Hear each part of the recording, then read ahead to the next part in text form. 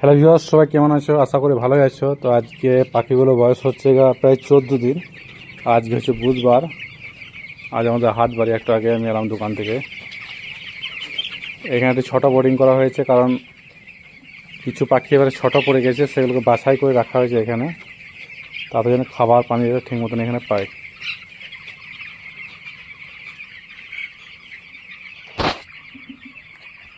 আর যেহেতু এখন বর্ষাকাল চলছে, যে কোনো সময় হুটহুট বৃষ্টি চলে আসছে, সেই জন্য এই দড়িগুলো করা হয়েছে যেন ভেতর থেকে ঝাড়টা তোলা হয়, কারণ বারবার বাহারকে গেলে ভিজে যাচ্ছে।